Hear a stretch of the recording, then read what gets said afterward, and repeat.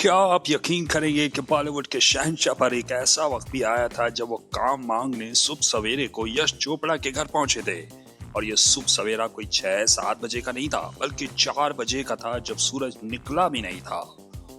किस्सा है उस वक्त का जब Y2K यानी ईयर 2000 स्टार्ट हुआ था। अमिताभ बच्चन फाइनेंशियल प्रॉब्लम से दो चार थे। उन्होंने company Amitabh Bachchan corporation limited बनाई थी, एक ऐसी कंपनी जिसकी धूम धड़के के साथ शुरुआत की गई, मार्केट से लेकर करोड़ों रुपए की इन्वेस्टमेंट की गई, जिसके तहत फिल्में और टीवी प्रोग्राम्स के साथ कॉन्सर्ट्स का वसी नेटवर्क लोकल और इंटरनेशनल लेवल पर बिछाना था। लेकिन एबीसीएल का कदावर बुत अचानक ही जमीन बोस होता चला गया।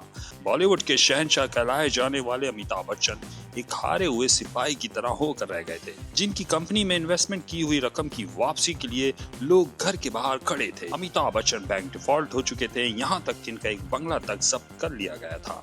अमिताभ बच्चन को कमोबेश 90 करोड़ रुपए का कर्जा वापस करना था, जो वो अदा नहीं कर पा रहे थे।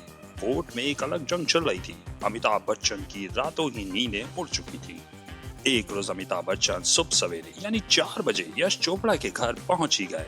अमिताभ बच्चन ने यश चोपड़ा से कहा कि उन्हें हर सूरत में काम चाहिए, क्योंकि उनके पास करने को कुछ नहीं।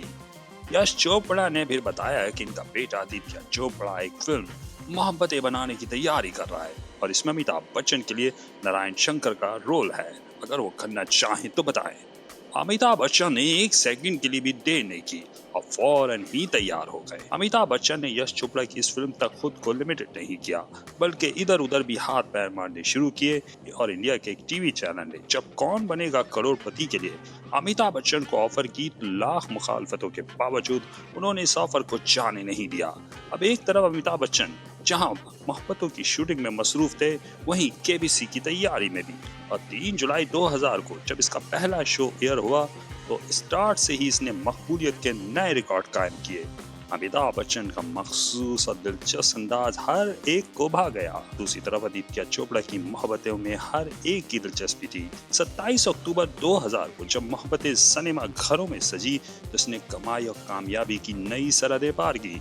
अमिताभ बच्चन ने शाहरुख खान के अपोजिट ऐसी अदाकारी दिखाई कि हर तरफ बस बिक्री का चर्चा था। अमिताभ बच्चन एक बार फिर से लंबी रेस के घोड़े साबित हुए। फिल्मों की बरसात फिर शुरू हो गई, कमर्शियल की भी भरमार हो गई। अगले साल जब फिल्म फेयर अवार्ड का मेला लगा, तो अमिताभ बच्चन अपनी सी गैर मामूली एक्टिंग की बिना पर बेहतरीन सपोर्टिंग एक्टर का एजाज हासिल कर गए। ये अमिताभ बच्चन को लगभग 8 साल बाद मिलने वाला पहला अवार्ड था। बस इसके बाद क्या था, अमिताभ बच्चन ने पीछे पलट कर नहीं देखा।